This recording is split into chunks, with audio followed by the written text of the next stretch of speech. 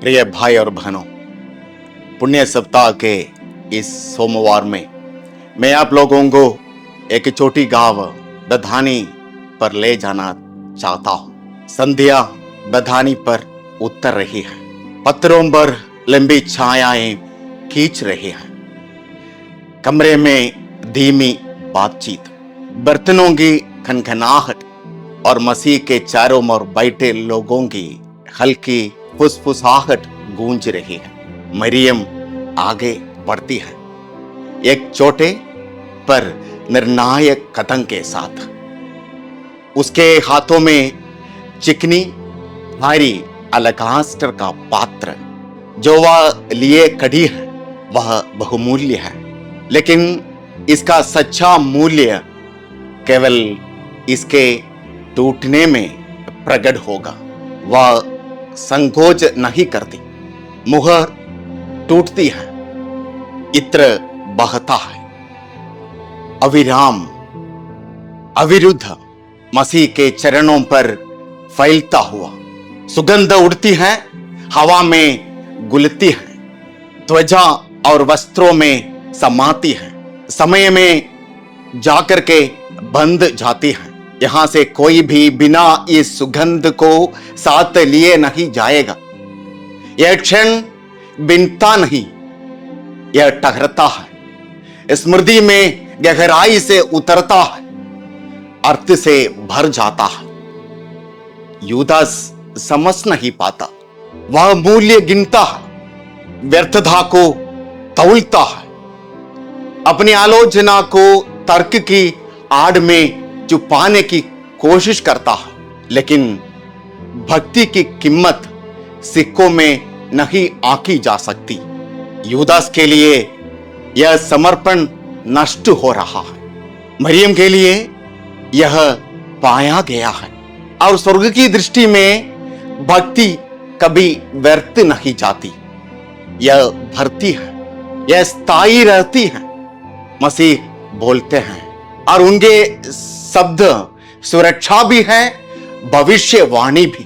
उसे छोड़ दो। केवल एक तिरस्कार नहीं, बल्कि एक मान्यता। मरियम ने यह किया है जो आवश्यक था। उसने इसे मेरे गाड़े जाने के दिन के लिए रखा था। अब गाड़े जाने का समय निकट आ रहा है और साथ ही टूटने का भी। शरीर अर्पित होगा, रक्त बहाया जाएगा। बदने की सुगंध केवल इत्र की नहीं है, बल्कि बलिदान की, तैयारी की, एक असीम प्रेम की। इसलिए जब ईस्टर निकट आता है, हम यहां टकरते हैं, हम गहराई से सांस लेते हैं, हम अपने आप से पूछते हैं, हम मसीह के चरणों पर क्या अर्पित करेंगे? क्या हम मापी हुई पूजा देंगे, नियंत्रित भक्ति, सीमित प्रेम, या हम मरियम की तरह बिना किसी हिचकिचाहट के घुटने टेकेंगे, पात्र को तोड़ेंगे, खुद को पूरी तरह अर्पित करोगे? बधनी हमें गणना छोड़ने, बिना रोक टोक आत्मसमर्पण करने को बुलाती है।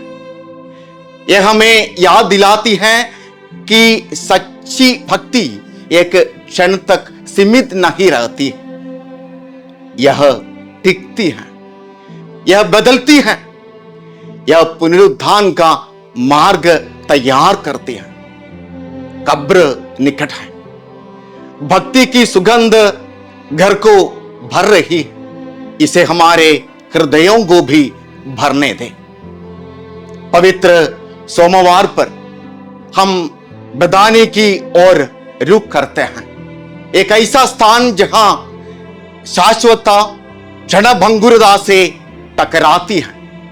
उस दिन फसह के 6 दिन पहले जब यीशु लाजर, मार्था और मरियम के साथ भोजन कर रहे थे, मरिया ने अपने इत्र का पात्र तोड़कर यीशु के चरणों पर उंडेल दिया।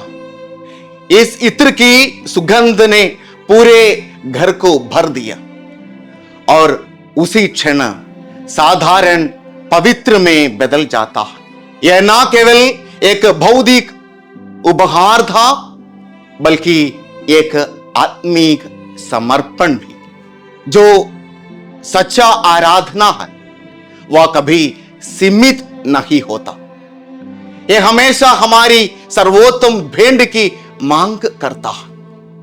एक भेंट जो केवल हमारे हृदय की गहराई से निकलती है। जैसे हम ईश्वर के पवित्र पर्व की ओर बढ़ते हैं, आइए हम इस घटना से प्रेरणा लें।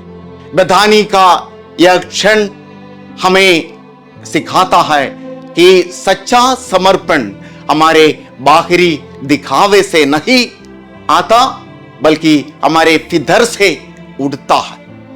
यह हमें बुलाता है कि हम अपना सर्वश्रेष्ठ प्रभु को अर्पित करें, बिना गणना के, बिना संकोच के। प्रभु हमें अधिकाधिक आशीष दे। जय यीशु।